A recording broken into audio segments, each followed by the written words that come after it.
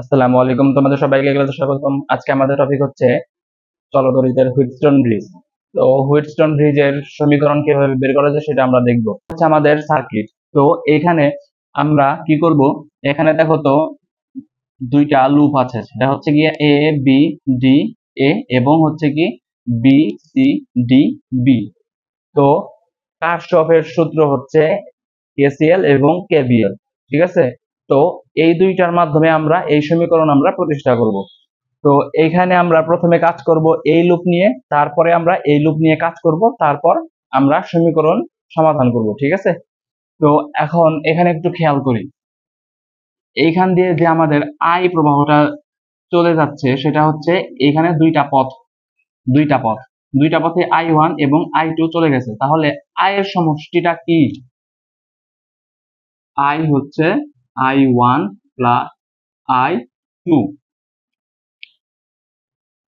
এখন এই I1 এবং I2 যখন এখান দিয়ে চলে গেছে, তখন এই পথে একটা কি গেছে, আইজি গ্যালভানোমিটারের প্রবাহ, এবং এখানে I3 পথে I3 হিসেবে চলে গেছে, এবং এইখানে এসে কি হয়েছে, I4 হিসেবে চলে গিয়ে এই দুইটা মিলে আবার আই হিসেবে বর্তনীতে চলে আসছে।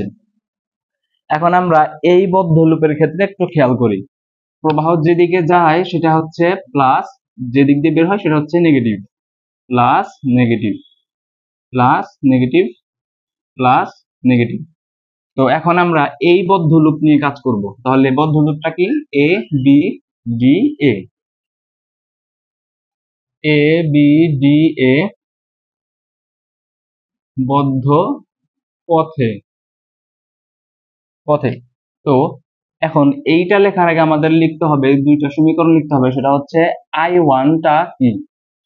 I1টা হচ্ছে আইজি যেটা যাচ্ছে, I3ও যাচ্ছে, তাহলে I1 এর সমষ্টিটা হচ্ছে আইজি প্লাস I3, অর্থাৎ I1টা যেখান দিয়ে গেল সেটা দুই ভাগে ভাগ হয়ে গেছে, তাহলে I1টা কি ভাগ হয়ে গেছে, তাহলে এই দুইটা যোগ করলে আবার I1 এর সমান হবে।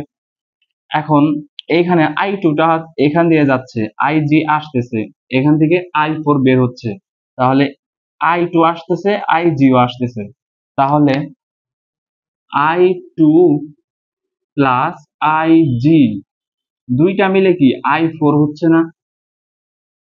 I4 এটা হচ্ছে, ঠিক আছে। এখন আমরা এই বদ্ধ পথে আসি। এটার ক্ষেত্রে আমরা কোন পথে আসছি? এই পথে গিয়ে এই পথে গিয়ে আবার এই পথে আসছি না? তাহলে প্লাস পয়েন্টটা আগে আসতেছে এখানে গিয়ে, তারপর কি এখানে নেগেটিভ পয়েন্ট আসতেছে। তারপর আমরা খেয়াল করি, এখানে আমরা এই বদ্ধ লুপের ক্ষেত্রে আমরা কি করতে পারি, এখানে একটা ভোল্টেজ ড্রপ হচ্ছে, পাশাপাশি কি হচ্ছে এখানে জি, এই জি জি এর একটা কি আছে, জি এর একটা এখানে রেজিস্ট্যান্স আছে না? তো সেখানে একটা ভোল্টেজ ড্রপ হবে, আবার এখানে একটা ভোল্টেজ ড্রপ হবে। তারপরে তাহলে আমরা কেভিএল অনুসারে আমরা কি লিখতে পারি, টোটাল ভোল্টেজ ড্রপ এর সমষ্টি কি হয়? 0।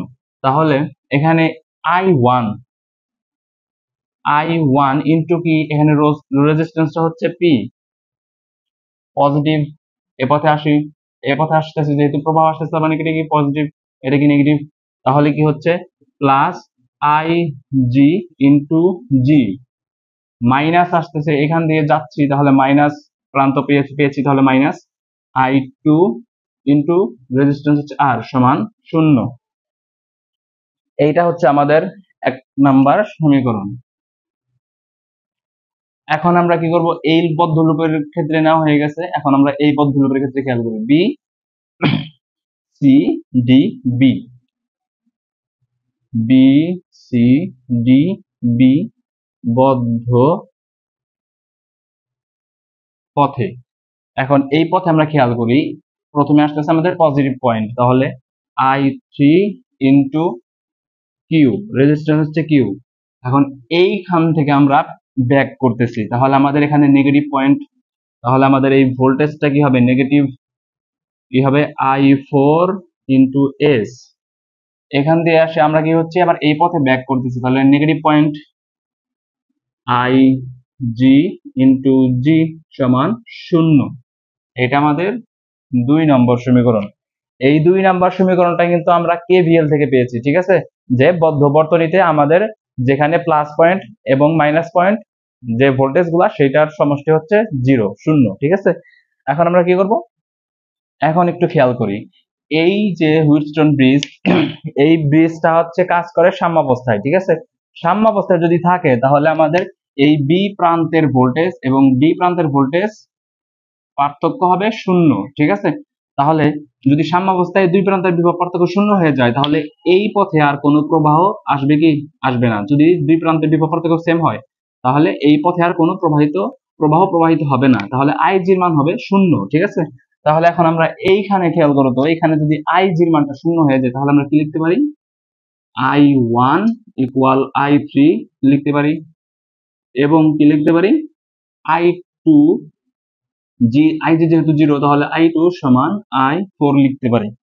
এখন I1 সমান I3, এখানে I1 এর পরিবর্তে আমরা অথবা I3 লিখতে পারি, এবং এখানে I2 এর পরিবর্তে এখানে I2 কই, এখানে I2 এর পরিবর্তে আমরা কি লিখতে পারি, I4 লিখতে পারি, ঠিক আছে। তাহলে এখন আমরা কি করতে পারি, 1 নং হতে আমরা পাই, 1 নং হতে পাই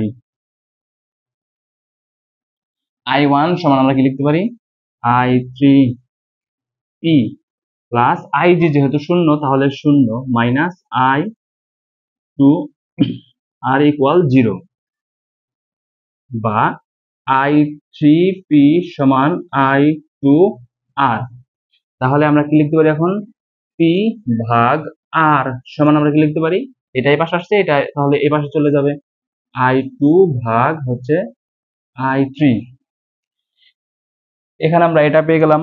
এখন আমরা কি করতে পারি, এখন আমরা 2 নং সমীকরণ থেকে পাই, 2 নং হতে পাই কি পাই, এখানে আইজির মানটা হচ্ছে 0, তাহলে এখন I3 এবং I4 এর পরিবর্তে আমরা কি লিখতে পারি, এখানে I2 লিখতে পারি, যেহেতু আমরা 3 রেখেছি তাহলে 3 এখানে রাখবো, ঠিক আছে। তাহলে এখন আমরা I4 এর পরিবর্তে I2 লিখবো, ঠিক আছে। তাহলে I3 into Q minus I4 এর পরিবর্তে আমরা কি লিখতে পারি, I2 এস, যেহেতু আইজির মান 0 তাহলে এখানে 0 হয়ে যাবে, ইকুয়াল 0, বা I3 কিউ সমান I2 এস। এখন আমরা কি করতে পারি, এখানে I2 এর নিচে আমরা I3 দিয়ে দিব, তাহলে I2 ভাগ I3, তাহলে এস টাই পাশে নিচে চলে আসবে, কিউ বাই এস। তাহলে আমরা কি পেলাম, I2 বাই I3 সমান আমরা P বাই R পেলাম, এখানে I2 বাই I3 সমান আমরা কি পেলাম, Q বাই S। তাহলে এইটা সমান যদি এইটা হয় এবং এখানে এইটা সমান যদি এইটা হয় তাহলে আমরা এইটা আর এইটা কি ইকুয়াল বলতে পারি। এখন আমরা কি লিখতে পারি, এইটা সমান এইটা, তাহলে আমরা এইটা আর এইটা ইকুয়াল লিখতে পারি, তাহলে P ভাগ হচ্ছে R সমান Q বাই S, তাহলে আমরা কি লিখতে পারি, এই কিউটা P এর নিচে আনি, P বাই Q, এখন আরটা ওই পাশে চলে যাবে, R by S, P by Q is equal to R by S, যেটা আমাদের হুইটস্টোন ব্রিজের সাম্যাবস্থায় আমাদের এই রোধগুলার অনুপাতের সমীকরণ।